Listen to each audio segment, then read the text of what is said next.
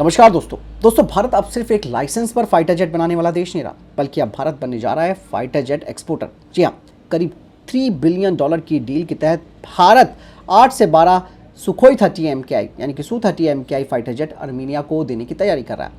लेकिन दोस्तों, ये कोई साधारण Su-30 नहीं होगा, बल्कि ये होगा सुपर 30 अपग्रेडेड वेरिएंट। ऐसे में दोस्तों, ये भारत के लिए एक ऐतिहासिक स्टेप माना जा रहा है।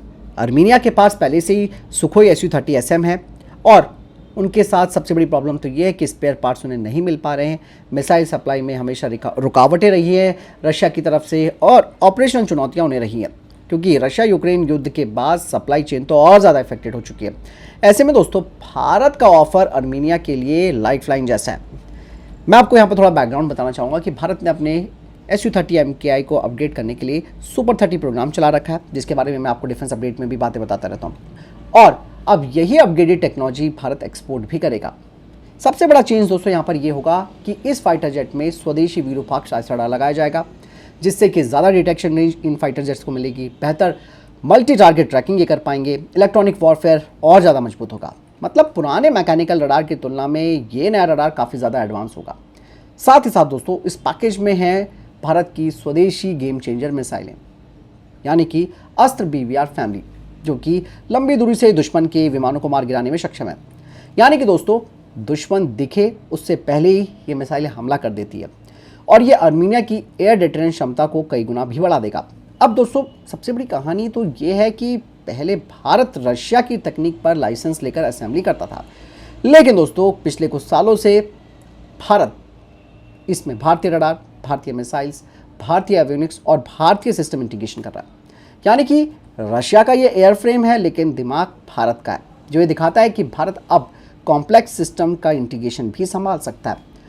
और ये कोई पहली डील तो है नहीं, भारत आर्मीनिया के साथ पहले भी डिफेंस डील कर चुका है। आकाश 1S एयर डिफेंस सिस्टम की, पिनाका मल्टीबैरल रॉकेट सिस्टम की, एंटी ड्रोन टेक्नोलॉजी की। यानी कि दोस्तों, अब भारत एक भरोसेमंद डिफेंस सप्लायर बन रहा है, खास करके उन देशों के लिए जो कि अपने ट्रेडिशनल सप्लायर से असंतुष्ट हैं। दोस्तों, अगर ये डील 2027 से 2029 के बीच पूरी होती है तो Bharat fighter jet export club में अपनी एंट्री को मजबूत कर लेगा।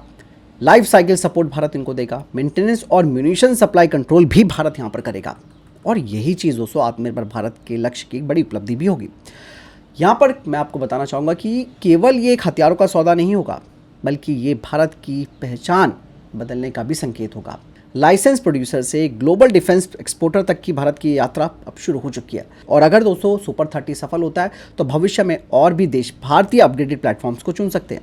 अब ये चीज़ सबसे इंपॉर्टेंट है कि अब भारत धीरे धीरे आत्मनिर्भर बन रहा है, और रशिया के साथ हमने बात शुरू की थी सुपर 30 को लेकर, लेकिन बात बन नहीं पाई।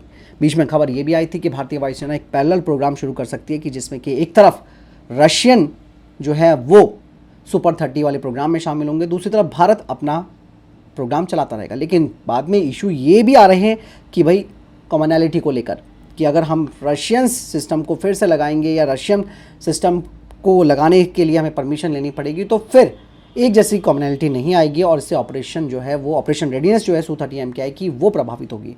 तो सुपर 30 दोस्तों एक ऐसा प्रोग्राम है जिसके तहत भारत अपने सुखोई 30 MKI फाइटर जेट को एक मल्टी रोल, मल्टी मिशन और यहाँ तक कि दुश्मनों के स्टेल्थ फाइटर जेट को काउंटर करने के लिए उसे तैयार कर रहा है, जो कि काफ़ी आगे तक की भारत की सोच है, क्योंकि Su-30 फाइटर जेट्स जो हैं वो भारतीय वायुसेना की रीढ़ हैं।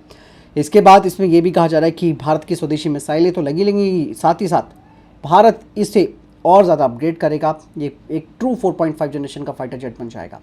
तो इस चीज़ को लेकर दोस्तों बातें कम और काम ज़्यादा हो रहा है, और जो भी इस वक्त दुनिया में Su-30 के ऑपरेटर हैं उनके लिए ये एक बहुत बड़ा एक मार्केट होगा, उनके लिए एक बहुत बड़ा कह सकते हैं कि अपॉर्चुनिटी होगी कि वो भी अपने मौजूदा Su-30 को भारत से अपग्रेड करा सकते हैं। प्लस कुछ देश जो हैं वो भारत से इस फाइटर जेट को यानी कि सुपर 30 को ले सकते हैं, क्योंकि HAL ऑलरेडी इस फाइटर जेट को अपने यहाँ डेवलप करता है। हालांकि लाइसेंस प्रोडक्शन के तहत बनता है, लेकिन अब भारत इसमें अपने स्वदेशी दिमाग को यहाँ पर डाल रहा है।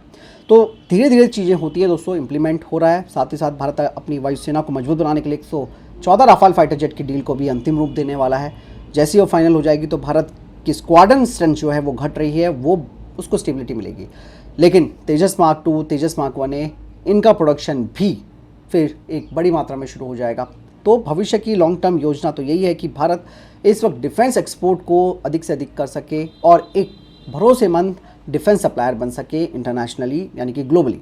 तो भारत दोस्तों इन चीज़ों में अब देख रहा है कि दुनिया भर में जहाँ एक तरफ लड़ाई चल रही है, वहाँ भारत अब अपने आप को स्टेबल करने की बात कर रहा है और अपने डिफेंस प्रोडक्ट को बेचने की कोशिश कर रहा है। तो बहुत चीज़ें हैं जो पब्लिक डोमेन में नहीं आती है, लेकिन भारत बैकएंड से सारे काम कर रहा है।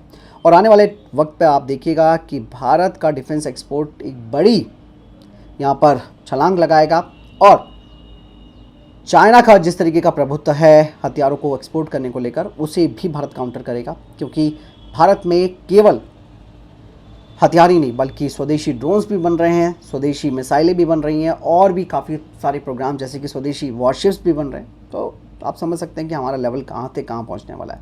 फिलहाल इस पूरे सिनेरियो में आपको क्या लगता है, कमेंट सेक्शन में लिखकर बताइएगा। मिलता हूं नए वीडियो के साथ। जय हिंद, वंदे मातरम।